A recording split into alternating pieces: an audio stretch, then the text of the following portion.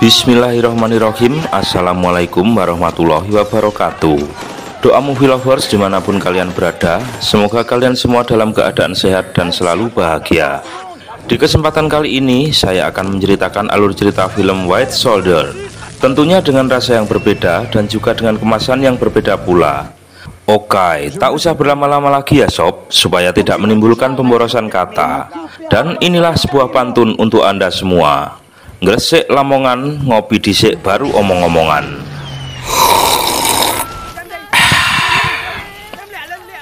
Lepaskan sepatu Anda, lepaskan pakaian Anda, dan lepaskan penutup kepala Anda, serta segala beban pikiran yang ada di otak Anda. Dan intro.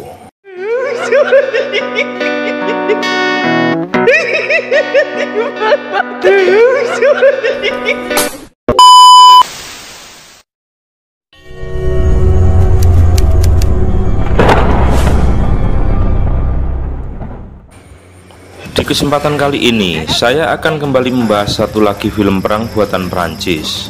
Film ini menceritakan tentang situasi pada tahun 1945, yang dimana setelah Jepang menyerah kepada sekutu, saat itu Prancis datang kembali untuk mengambil negara-negara jajahannya di Indochina atau Viet Minh.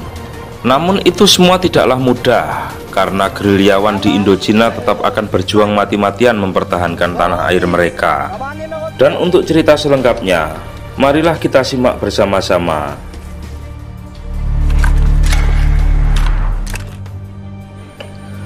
Pada akhir tahun 1945, Prancis mengirim satuan tentara muda ke Indochina, yang dimana misi mereka adalah untuk menyerang pasukan Jepang yang masih tersisa setelah kalah dari sekutu, dan juga akan merebut kembali Indochina dari genggaman pemberontak Vietnam. Satuan ini mayoritas adalah anak muda yang belum berpengalaman terjun di medan perang, termasuk sersan muda yang bernama Andre. Ia terlihat nampak seperti prajurit muda pada umumnya, yang memiliki semangat tinggi untuk berperang. Teman dekatnya di kesatuan itu adalah seorang kapten bernama Robert. Namun berbeda dengan Andre, lantaran Robert telah memiliki pengalaman saat menjadi pasukan pemberontak di Prancis selama Perang Dunia Kedua saat itu. Suatu ketika, di keramaian, mereka melihat segerombolan kecil pasukan Jepang melintas. Dan diceritakan, beberapa pasukan Jepang yang masih tersisa memilih tinggal di Vietnam untuk mendukung perjuangan Viet Minh.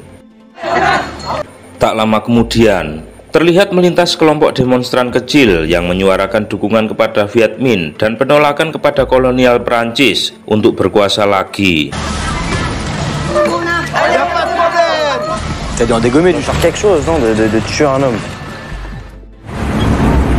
Singkat cerita, pada Februari tahun 1946, pasukan muda Prancis mendapatkan tugas pertama untuk mengambil kembali sungai Mekong dari Viet Minh dan melucuti semua pasukan Jepang yang masih tersisa di sana. Ketika sampai di tepi pantai, tiba-tiba mereka disambut dengan tembakan dari arah dalam hutan. Tentara Prancis itu sempat dibuat bingung lantaran tidak bisa menemukan musuh yang menembaki mereka. Bahkan setelah tembakan berhenti, Robert tidak dapat melihat satu orang pun yang telah menembakinya. Tembakan itu pun lantas mengakibatkan beberapa prajurit muda Prancis harus tewas di tempat. Dan setelah itu, mereka melanjutkan perjalanan dengan menyisiri hutan dan rawa-rawa. Di perjalanan, mereka melihat tulisan yang berisi penolakan terhadap imperialisme Prancis. Environ à 6 km un village prêt à être désarmé. Dan tanpa disadari, ternyata mereka sudah tiba di desa tujuan. Robert pun lantas menghampiri pasukan Jepang itu, sedangkan Andre terlihat menggeledah rumah warga. Pemimpin pasukan Jepang itu mengatakan jika seharusnya ada kapal yang membawanya pulang ke Jepang. Namun, sampai saat ini kapal itu tak pernah datang. Namun anehnya, komandan Jepang itu malah menyerahkan sisa pasukannya sembari berpesan agar mereka menjaganya. Dan komandan Jepang itu lantas mencabut pistolnya dan lalu... Ya, sudahlah. Setelah itu, Robert dan Co mengobrol dengan kepala desa di desa tersebut. Di sini, Robert tidak melihat laki-laki pribumi sama sekali, dan dia curiga jika desa itu adalah sarang dari pasukan Viet Minh. Dan bertambah lagi kecurigaan mereka ketika Andre menemukan bendera komunis serta pamflet propaganda komunis. Dan atas temuan ini, Robert pun lantas menarik kesimpulan jika desa ini merupakan salah satu basis kekuatan Viet Minh, dan ia pun lalu memutuskan untuk membakar setiap rumah di desa tersebut.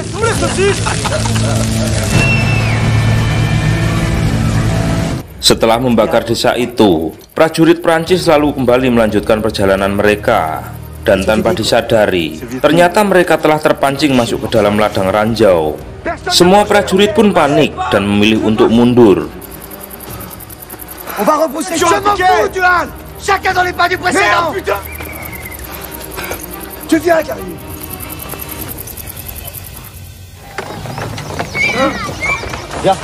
Keesokan harinya, prajurit Prancis lantas memeriksa para warga yang berlalu lalang di sungai. Di situ, mereka pun lantas mendapati perahu yang tertangkap basah menyuplai senjata api kepada pasukan Viet Minh. Lalu, sebuah tembakan tiba-tiba datang lagi dari arah hutan. Robert dan pasukan pun langsung berlari menuju arah suara tembakan itu dan berhasil menangkap seorang prajurit Viet Minh yang akan masuk ke lubang persembunyiannya. Namun saat akan diinterogasi, prajurit Viet Minh itu malah memotong lidahnya sendiri, yaitu dengan tujuan agar ia tak bisa berbicara. Dan karena sudah tak berguna lagi, Robert pun lantas memerintahkan untuk menembak mati dua prajurit Viet Minh itu.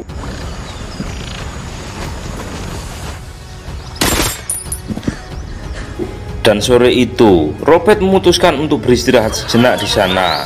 Namun Andre mendengar suara propaganda komunis dari desa terdekat. Dan sepertinya, Andre agak sedikit terpengaruh dengan berita itu, sehingga ia pun mempertanyakan sikap Prancis yang menghalangi kemerdekaan Vietnam.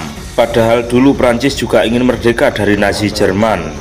Ho Chi Minh, le Viet Minh, on m'a pas parlé de ça, moi. C'est normal de chier dans son froc quand tu dis. On va faire corps ensemble. Di Saigon tahun 1946, Andre terlihat menghabiskan waktu di kedai bir. Dan saat ada seorang pelayan kedai, Andre menceritakan keresahannya saat memerangi Viet Minh. Di situ, Andre lantas diperkenalkan dengan seorang dokter ahli psikolog yang bekerja di rumah sakit Saigon. Dan pada akhirnya, mereka berdua lalu mengunjungi rumah seorang guru yang bernama Jack West. Di situ ia lantas mengajarkan sejarah Prancis di sebuah sekolah di Saigon tentang paham Republik Prancis, yaitu kebebasan, kesetaraan, dan persaudaraan. Jack West juga sebenarnya merasa telah mengajarkan kebohongan kepada anak-anak, karena sampai hari ini ternyata Prancis masih saja melanggar salah satu paham republiknya, yaitu kebebasan dengan menjajah Indochina. Lalu Jack West memberikan sebuah buku karangan Ho Chi Minh kepada Andre. Pada tanggal 11 November tahun 1946, Prancis berhasil mengebom kota Haiphong. Para prajurit Prancis pun larut dalam kegembiraan, tapi tidak dengan Andre. Dan pada Januari 1947, Robert dipercaya untuk memimpin sebuah satuan tempur baru yang bernama Macan Hitam. Di sini, dia melatih anak buahnya dengan keterampilan sabotase, serta melancarkan serangan secara diam-diam. Cook va vous apprendre comment communiquer. Setelah istirahat, Cook yang merupakan tentara asli pribumi Vietnam menjelaskan kenapa dia ikut menjadi bagian dari tentara Prancis. Sebenarnya, dia ingin Vietnam menjadi negara merdeka, namun tidak dengan cara komunis, karena dirinya adalah seorang Katolik. Sedangkan komunis di Vietnam melarang semua orang untuk memeluk agama apapun. Dan pada tahun 1947, di Teluk Tonkin, Komando Macan Hitam menjalankan misi pertamanya. Sebuah desa yang dicurigai sebagai basis Viet Minh menjadi target pertama mereka. Dan ternyata dugaan mereka benar. Mereka melihat sebuah truk yang mengangkut pasukan Viet Minh datang ke desa tersebut.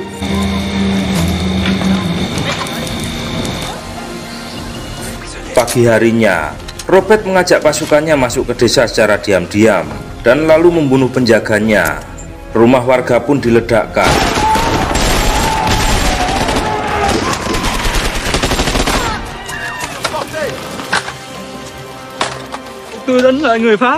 Seorang petani yang tak tahu menau tentang Viet Minh pun diinterogasi dan disiksa.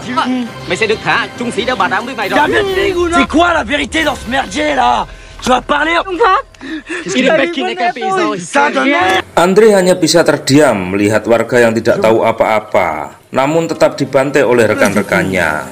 Elle ne coopérera pas spontanément.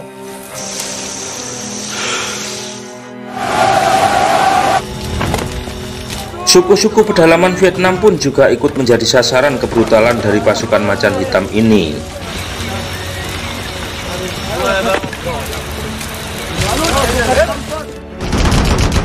Di awal tahun 1948, di balik Bukit Langson, komando macan hitam terlihat kesulitan menembus pertahanan Vietnam. Banyak anak buah Robert yang tewas dalam pertempuran tersebut. Hal itu lantas membuat Robert terpaksa harus menarik kembali pasukannya. Semua orang berhasil kembali ke pangkalan kecuali Andre.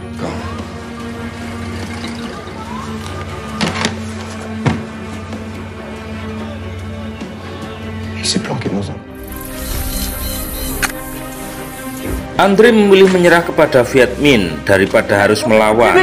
Ho Chi Minh, Sergent Cariou, prisonnier, déserteur. Dia lantas dibawa ke sebuah perkampungan yang menjadi markas Viet Minh.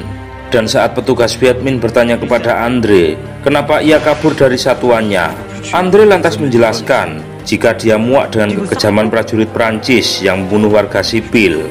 Tu es sûr que tu es prêt à les tuer? Je vais le faire ici. Si on te renvoie chez eux, ils te foutent contre un mur et ils t'exécutent. C'est bien. Tu es sûr que tu m'as... Meskipun Andre adalah seorang tahanan, namun dia tetap dipersilahkan untuk berkeliling kampung.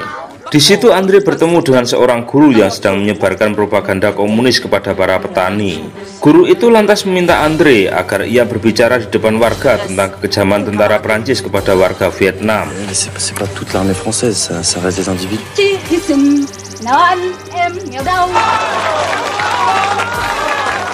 Seluruh warga pun berkumpul menantikan Andre. Andre yang sudah terpengaruh paham komunis itu pun lantas berpidato di depan warga bagaikan seorang pahlawan.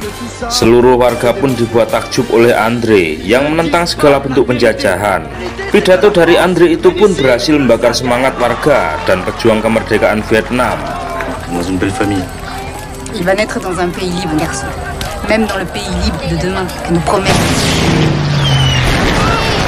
Setelah itu, tiba-tiba datang serangan dari pesawat tempur Prancis yang akhirnya meluluhlantahkan desa tersebut. Tentunya, hal itu pun lantas membuat Andre sangat geram. Je veux que tu me prouves ton adhésion totale à notre... Di Teluk Tonkin tahun 1948, Andre mulai berani berpidato dengan pengeras suara, sehingga terdengar oleh mantan rekan-rekannya di kesatuan Prancis.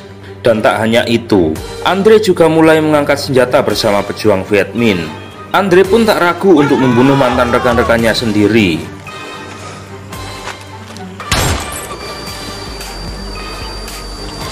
Robert yang datang setelah kejadian itu tentunya terkejut, karena seorang prajurit yang telah sekarat mengatakan jika Andre lah yang melakukan semua ini. Robert pun semakin geram, dan lantas ia pun berjanji akan terus memburu Andre. Des dizaines de vies Viet Minh qui vont être épargnées. Singkat cerita, Andre mendapat tugas untuk menyamar menjadi pasukan Prancis. Lalu, ia pun diperkenalkan dengan seorang prajurit Prancis yang bernama Vierre, yang juga membelot ke kubu Viet Minh.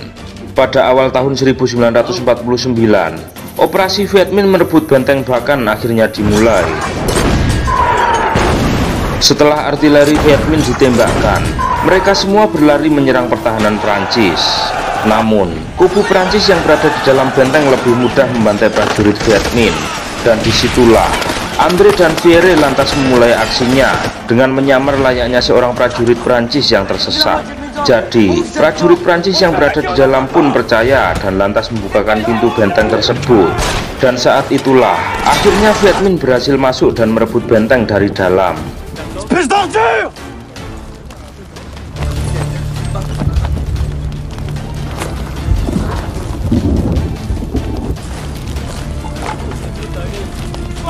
La boucherie Viet Minh commence.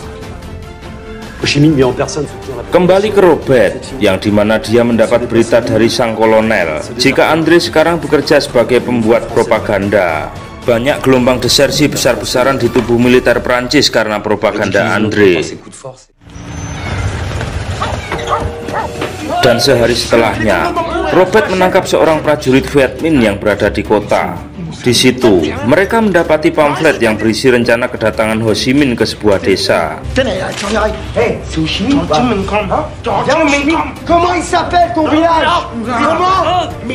Tanpa izin dari sang kolonel, Robert dan beberapa prajurit lainnya lantas pergi menuju desa tersebut untuk membunuh Ho Chi Minh.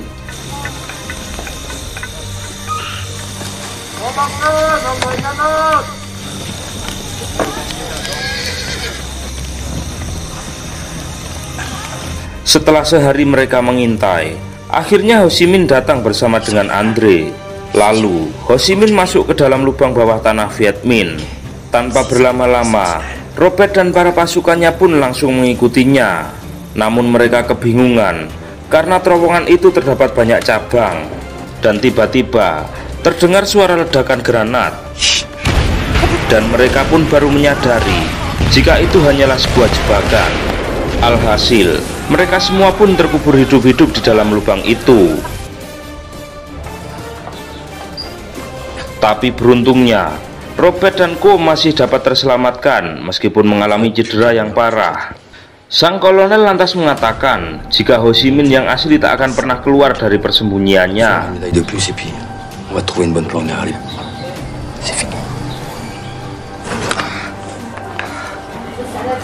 Robert lantas mendapatkan info jika Andre berada di sebuah camp dekat perbatasan Tiongkok. Meskipun dirinya masih belum terlalu pulih, Robert terlihat tetap memaksakan diri untuk ikut ke garis depan. Je crois que c'est lui le français qui supervisait quand. Sesampainya di pangkalan militer garis depan, Robert tetap akan terus maju sampai perbatasan untuk mencari Andre. Meskipun mendapat penolakan dari Go, Robert tetap bersikeras untuk terus maju. Non, c'est pas plus. De toute façon, il peut dire n'importe quoi juste pour se faire libérer.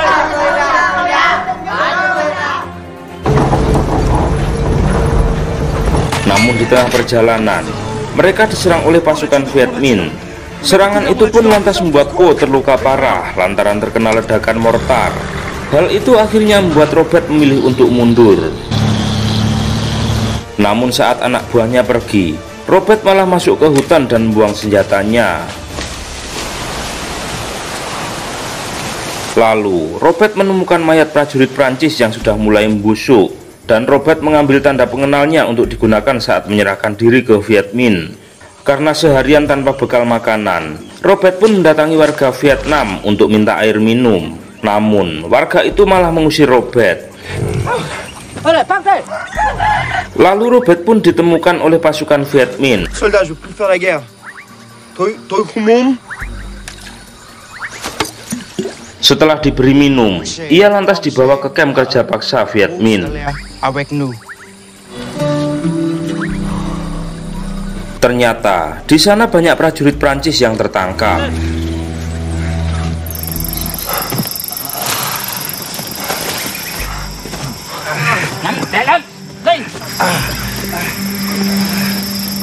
Terlihat juga banyak dari para tahanan yang dibiarkan mati kelaparan. Robert di sini dikenali sebagai Laurent, yaitu sesuai dengan kartu identitas yang ia curi. Dan menurut informasi dari sesama tahanan, Andre juga bekerja di sana sebagai petugas interogasi. Wajah Robert telah banyak dikenal oleh prajurit Prancis karena sepak terjangnya selama ini sebagai pemimpin pasukan macan hitam. Dan tentu saja, Robert adalah salah satu buruan utama dari pasukan Viet Minh. Pemimpin camp tiba-tiba memanggil Robert, dan lalu ia menanyakan siapa dia sebenarnya. Robert lantas menjawab jika dia adalah Victor Laurentis. Namun komandan camp tidak yakin, dan ia pun lantas menyiksa Robert hingga babak belur.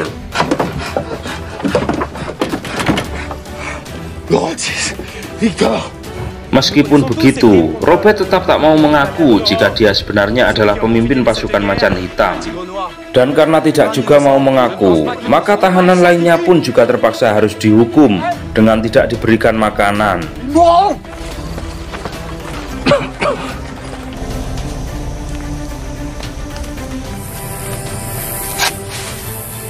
Dan di hari berikutnya, Robert dibawa Andre untuk diinterogasi. Ini merupakan saat-saat yang dinantikan oleh Robert.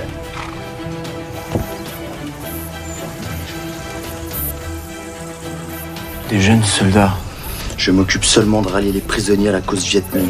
Di sini, Andre mengatakan jika dia akan melepaskan seluruh tahanan jika Robert mau menghentikan perlawanan Prancis. Dan jelas saja, Robert menolaknya karena dia lebih memilih mati daripada ia harus memadamkan perlawanan. Akibatnya, Robert pun terpaksa dimasukkan ke kandang kerbau. Malamnya, rekan-rekan Robert terlihat memberikan makanan serta pecahan kaca untuk kabur. Ça peut secouer la France venant du Tigre Noir. Malam pun berganti siang. Robert mulai menjalankan rencananya. Namun tiba-tiba, Andre datang sebagai mantan sahabat. Andre merasa kasihan dengan kondisi Robert yang sudah mulai sekarat lantaran ia tak bisa bergerak. C'est ton frère, Robert.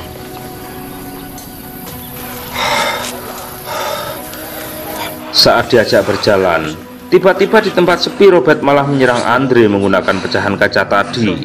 Dan setelah itu, entah apa yang akan terjadi, karena ini adalah akhir dari film White Soldier.